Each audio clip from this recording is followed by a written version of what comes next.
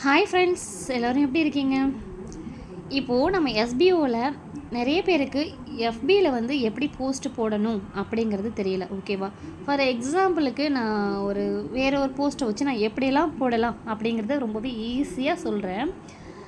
சில பேர் வந்து போஸ்ட் போடுறீங்க, பட் அது வந்து ஸ்டோரியாக போயிடுது. ஓகேவா? அந்த மாதிரி இருக்கக்கூடாது இல்லையா? ஸ்டோரி போடக்கூடாது. நம்ம வந்து போஸ்ட்டு தான் போடணும். நம்மளுடைய இதில் போய் பார்த்தோம் அப்படின்னா நம்மளோட பேஜில் பார்க்கும்போது அது வந்து இருக்கணும் கரெக்டாக. ஓகேவா? இப்போ நான் 3 டேஸாக போட்டிருக்கேன். இங்கே பாருங்கள், 3 டேஸ்க்கு உள்ளது இருக்குது. இதை டெலீட் பண்ணவும் கூடாது நம்ம. சரியா? இப்போது ஸ்டோரி அப்படின்னா இந்த இடத்துல நமக்கு வந்து வந்துடும், இந்த மாதிரி வந்துடும். இந்த மாதிரிலாம் நம்ம போடக்கூடாது. போஸ்ட்டாக தான் நம்ம வந்து போடணும். இப்போ எப்படி போடலாம் அப்படிங்கிறத பார்க்கலாமா? இங்கே பாருங்கள், மேலே வந்து ப்ளஸ் இருக்கா? இதை வந்து நீங்கள் டச் பண்ணுங்கள். டச் பண்ணினதுமே இந்த இடத்துல உங்களுக்கு கேட்குது பாருங்கள், போஸ்ட்டாக, ஸ்டோரியாக, ரீலாக, லைவாக அப்படின்னு சொல்லிட்டுலாம் கேட்குது. ஓகே, இதில் நீங்கள் வந்து போஸ்ட் அப்படிங்கிறத கிளிக் பண்ணணும். கிளிக் பண்ணிட்டீங்களா? இப்போ நெக்ஸ்ட் என்ன செய்யணும்? இதில் இருக்கா ஃபோட்டோவா வீடியோவா அப்படின்னு சொல்லிட்டு இதை நீங்கள் டச் பண்ணினீங்க அப்படின்னா, ஃபார் எக்ஸாம்பிளுக்கு தான் நான் சொல்கிறேன். இப்போது இதில் இருக்குது பாருங்கள், இதை வந்து நான் எடுத்துக்கிறேன். ஓகே, இதை நான் எடுத்துக்கிட்டேன். இந்த இமேஜ் கிடையாது, நல்லா நோட் பண்ணிக்கோங்க. எஸ்பிஓவில் சார் என்ன இன்ஸ்ட்ரக்ஷனில் கொடுத்துருக்காங்களோ அதுதான் நம்ம போடணும். ஃபார் எக்ஸாம்பிளுக்கு தான் இதை நான் சொல்கிறேன். சரியா? இப்போ இதை வந்து வச்சிட்டோம். இப்போது இந்த இடத்துல நம்ம இதை பற்றின ரிவ்யூ வந்து நம்ம வந்து கொடுக்கணும். சரியா? ஃபார் எக்ஸாம்பிள் என்ன கொடுக்கலாம்?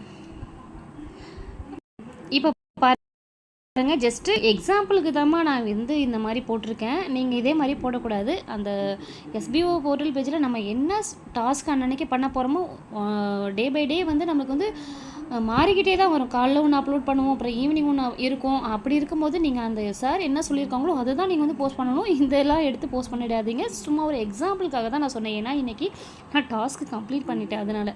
சரியா? இப்போது போஸ்ட்டுன்னு சொல்லிட்டு மேலே இருக்கா?